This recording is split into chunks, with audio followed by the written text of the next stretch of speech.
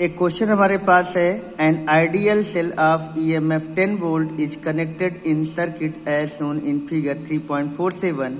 Each resistance is of 2 ohm. Find the potential difference across the capacitor when it is fully charged. Question हमारा JEE Main का है, सितंबर 2020 का. कभी कभी यहाँ क्वेश्चन में कैपेसिटर का चार्ज भी पूछा जाता है, तब कैपेसिटर की कैपेसिटेंस की वैल्यू भी हमको दे दी गई होती है. तो इस क्वेश्चन को किस तरह से करेंगे, हम लोग जानते हैं कि क्वेश्चन में कैपेसिटर जो होता है वह डीसी ब्लॉकर होता है. जब कोई कैपेसिटर फुल्ली चार्ज हो जाता है तो वह डीसी को अपने में से जाने नहीं देता है. उसका कैपेसिटेंस कुछ भी क्यों ना हो, वह रिएक्टेंस जो ऑफर करता है XC वो होता है 1/ωc इक्वल टू 1/2πfc. जहाँ यह फ्रीक्वेंसी है तो फ्रीक्वेंसी डीसी की जो होती है वो 0 होती है, इसलिए XC की वैल्यू वहाँ पर इनफाइनाइट हो जाती है, इसलिए करंट का फ्लो कैपेसिटर रोक देता है. तो यह जो ब्रांच होगी इसमें करंट नहीं चलेगी. B से लेकर C तक, इस पॉइंट को हमने A मान रखा है, B A C A D. तो ये जो कैपेसिटर वाली ब्रांच है R5 से होकर जो जा रही है, तो अगर कैपेसिटर करंट नहीं लेकर चलेगा तो C में भी, इसे R5 में भी कोई करंट का फ्लो नहीं होगा. अब इस क्वेश्चन को हम किस तरह से करेंगे देखते हैं. तो कैपेसिटर जो C है करंट का फ्लो नहीं करेगा, तो ये सर्किट जो हमारी ये ब्रेक हो जाएगी. यहाँ से इस सर्किट को हम इस तरह से हटा देते हैं. यहाँ कैपेसिटर और R5 को हटा देते हैं. यहाँ पे हमारा अब जो बचेगी सर्किट वो यही बच जाएगी, A, ये B, ये D, ये C. ठीक. अब हम देख पा रहे हैं कि यहाँ से करंट अगर चलेगी तो यहाँ से दो पार्ट में चलेगी. ये पॉइंट A और D के बीच में 2 ओम है और A और D के बीच में 2 और 2 ओम सीरीज में है. तो ये 2 ओम सीरीज बन जाएगा 4 ओम, और ये 4 ओम और 2 ओम क्या हो जाएगा, पैरेलल में हो जाएगा. क्या हो जाएगा, पैरेलल में. तो 4 और 2 का जो पैरेलल में नेट रेजिस्टेंस हो जाएगा वो मल्टीप्लाई अपॉन सम 4 2 जा 8/6 यानी 4/3 ओम. अब ये R क्या है, R4 क्या है, 2 ओम. तो 4/3 + 2, तो ये R नेट हो जाएगा. सर्किट में करंट के लिए जो जिम्मेदार रेजिस्टेंस है वो यही रहेंगे. ठीक है ना. क्यों, क्योंकि ये वाला रेजिस्टेंस करंट के लिए जिम्मेदार नहीं होगा, क्योंकि इसमें करंट का फ्लो नहीं होगा. ठीक. तो यहाँ पर अब सर्किट इस तरह से रिड्यूस हो गया. अब ये नेट रेजिस्टेंस जो हो जाएगा वो हो जाएगा 10/3, 3 2 जा 6 4 10/3 ओम. ये करंट, ये हमारा यहाँ पर रेजिस्टेंस हो गया. ठीक. अब रेजिस्टेंस हो गया तो आई नेट निकाल लेते हैं. यहाँ से जो करंट आई चली वो कितनी होगी, तो V जो है वो हमारा 10 वोल्ट है, तो V/R नेट. तो V कितना है हमारा 10 वोल्ट. ये क्या हो गया 10/3. तो यहाँ जो करंट हो गई वो 3 एम्पियर हो गई. अब 3 एम्पियर की करंट चल रही है यहाँ से.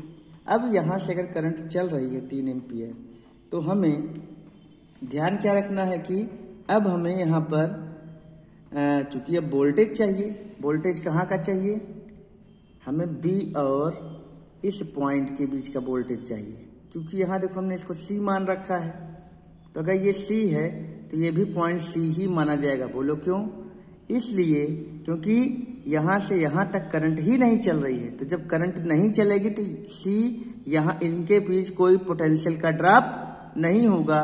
तो जो पोटेंशियल इस पॉइंट का है वही पोटेंशियल R5 का है, तभी तो इसमें करंट नहीं जा रही है. अब पॉइंट B और C के बीच का हमें पोटेंशियल डिफरेंस जो निकालना है वो C पॉइंट चाहिए मान लो, चाहिए मान लो, बात एक ही है. ठीक. तो अब हम क्या करते हैं, अब हम लोग इसमें करंट की वैल्यू को फाइंड आउट करने चल रहे हैं. कैसे देखते हैं. ठीक है. तो करंट तो यहाँ से आ गई. अब करंट में, अब इसको हम करंट, जब करंट चाहे इधर से चले 2 पार्ट में बटे, चाहे इधर से चले 2 पार्ट में बटे, नेट करंट यहाँ पे कितनी आ गई, यहाँ पर C और D के बीच का जो पोटेंशियल डिफरेंस है, अब है ना,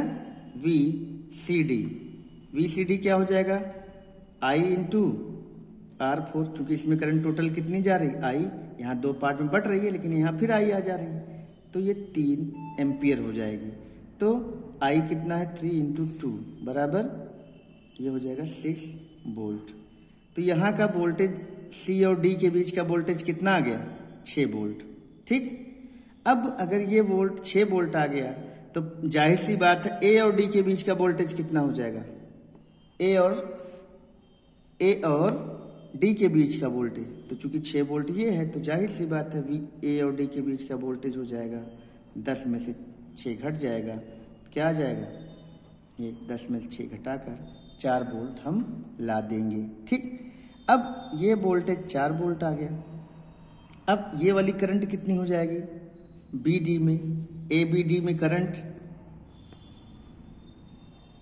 इन ABD ये कितना हो जाएगा, ABD में करंट तो 4 वोल्ट तो है ही, यहाँ से यहाँ तक का जो वोल्टेज है 4 वोल्ट अपान 4 करोगे रेजिस्टेंस 224 हो जाएगा तो 1 एम्पियर। ठीक, अब VBD क्या हो जाएगा, VBD का मतलब B और D के बीच का वोल्टेज, जब इसमें करंट कितनी आ गई है अब 1 एम्पियर, तो VBD क्या हो जाएगा 2 गुणे 1 V equal to IR 2 volt हो गया।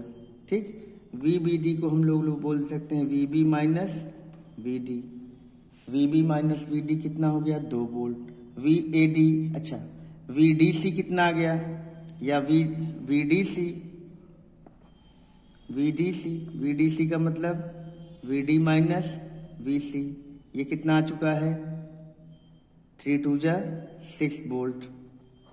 ठीक, बहुत आसानी से इन दोनों इक्वेशन को अगर हम जोड़ दें तो क्या मिल जाएगा, इनको जोड़ देते हैं तो VD कट जाएगा, क्या मिल गया VB minus VC equal to 8 volt.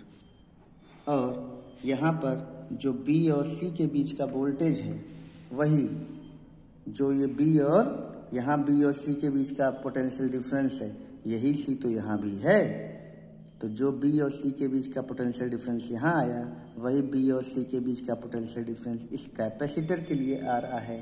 तो कैपेसिटर का जो पोटेंशियल डिफरेंस है, पोटेंशियल डिफरेंस अक्रॉस कैपेसिटर, ये कितना हो जाएगा, ये हमारा 8 वोल्ट आ जाएगा। This is your right answer. तो इस तरह से इस क्वेश्चन को हम लोग इजीली लगा सकते हैं। वीडियो अच्छा लगा हो तो लाइक शेयर सब्सक्राइब जरूर करें। इस क्वेश्चन को आप लोग बढ़िया से लगा लें, जेई का पार्ट है, अच्छा क्वेश्चन है, और ही ऐसे क्वेश्चन के लिए चैनल को सब्सक्राइब कर लें।